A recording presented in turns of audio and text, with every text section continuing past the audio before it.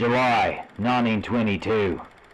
We've just landed in Cairo, and my quest for the mythical Gale ruby has begun. The gemstone of gemstones, its legend isn't dead for millennia, buried deep in the heart of ancient Egypt, in a lost temple long ago swallowed by the desert. Said to be guarded by the undead, tales of the ruby's magic are whispered in reverence. Tales of eternal life, unspeakable power, and of course the curse of its keeper, the Pharaoh Hotep.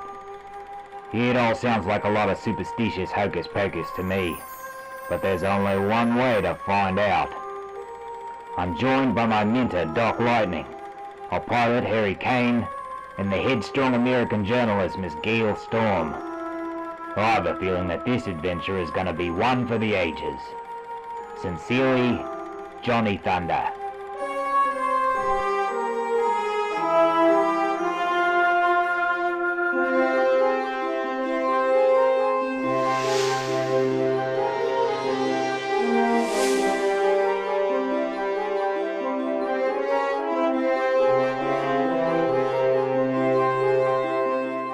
If offered the chance to choose just one theme for LEGO to pull from the mothballs out of the dozens and dozens that they've released over the last 60 plus years, it would not be a difficult decision for me. As a lifelong fan of the Indiana Jones franchise, growing up in a time when there were no Indiana Jones LEGO sets, Johnny Thunder and his adventurers were the perfect stand-in. Hello, I'm Jamie and welcome to TrikBrix. Today we set out on an epic adventure as we trace Johnny Thunder's nearly century-old footprints through the sandy landscape of 1920s Egypt, chronicling each step of his quest for the magical Gale ruby. In each episode of this retrospective series, we're going to be taking an in-depth look at every major retail release in the Adventurer's Desert theme. So now would be a perfect time to hit that subscribe button so you don't miss a second. But before we get into all the reviews, I thought it might be helpful to kind of set the mood first and maybe give you a little history of the theme. Adventurers first hit store shelves on January 1st, 1998. This was a tumultuous time for LEGO, as their sales profits had been in decline for several years, and they were pretty much just throwing whatever they could at the wall to see what stuck.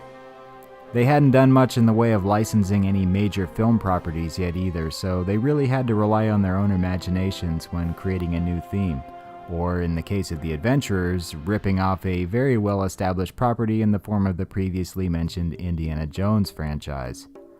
Alright, maybe the term ripping off is a bit harsh, but they were definitely taking some notes while watching Raiders of the Lost Ark. Regardless, it was still somewhat of a risk. Were kids that had been fed a steady diet of spaceships, race cars, and Aqua Zone really gonna want to play with antique jalopies and old-timey characters? The surprising answer was a resounding yes. At least for me, anyway. The desert theme introduced us to the 4 core heroes of the Adventurers line, which, as a side note, would go on to boast 3 more sub-themes, which was a pretty rare feat for the time. But maybe we'll get back to those in future retrospectives. So to start, let's take a look at our cast of characters. The main protagonist is the dashing, daring, and determined treasure hunter Johnny Thunder. Hailing from the outback, he travels the globe in search of priceless artifacts and rare antiquities, all of which he donates to various museums for the rest of the world to enjoy. Fearless, quick with a revolver, and light on his feet, he's the brawn of the operation. The brains come in the form of Dr. Charles Lightning, the renowned archaeologist. He's a master at reading hieroglyphics and deciphering ancient riddles, as well as being the orchestrator of all the adventurous missions. In the early iterations of the story, he was also said to be Johnny's uncle, although LEGO seemed to drop this connection pretty quickly for one reason or another. Their transportation to the 4 corners of the globe is provided by Harry Kane, a skilled pilot who can helm anything that takes to the skies. Planes, hot air balloons, blimps. If it floats or flies, Harry's their man. And he's not afraid to jump into the thick of things when his friends run into opposition. Rounding out the good guys and adding a much-needed touch of femininity is Miss Gale Storm, the American journalist. Charged with documenting the adventurous quests with her trusty movie camera, Miss Storm is headstrong and inquisitive, though not without the smarts to escape the dangers she often finds herself in. Many have speculated that she may be Johnny's girlfriend, but to my knowledge, LEGO never officially confirmed this. And you may have noticed a fun little trend in the characters' names. Thunder, lightning, Gale storm, and even saying Harry Kane fast enough reveals that all of our heroes' monikers are weather-related. It was a playful decision on the developers' part, but one that would be short-lived. 2 of these characters' names would be changed in the future without any real explanation, so we'll have to see if we can get to the bottom of that. And every good adventure has to have a villain, and in the case of the desert theme, we actually get 2. Sam Sinister, aka Slyboots, and Baron Von Barron, who's also sometimes referred to as Mr. Hates. There's always been some confusion as to which of these nefarious grave robbers is actually the one in charge, but according to this description from the regrettably defunct LEGO Mania magazine, Sam Sinister is the one calling the shots. They're both pretty mysterious figures, with neither having much of an established backstory, but their objective is clear: prowl the globe in search of priceless treasures to add to their own private collections, and more often than not, they rely heavily on intel gathered from spying on Johnny and the gang, following our hero's footsteps right up to a dig and then pouncing at the most or least opportune moment. It's also worth mentioning that the desert theme was the only appearance for the original Sam Sinister, who would mysteriously vanish from subsequent installments in the series. And everyone is trying to invade Pharaoh Hotep's space.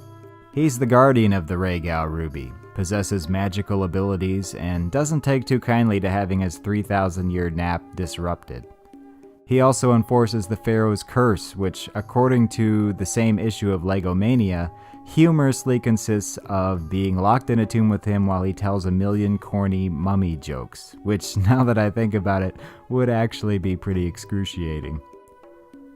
So there were a grand total of 7 characters, not including skeletons, but according to Bricklink, there were a whopping 28 sets in the theme for them to populate, which is unheard of today.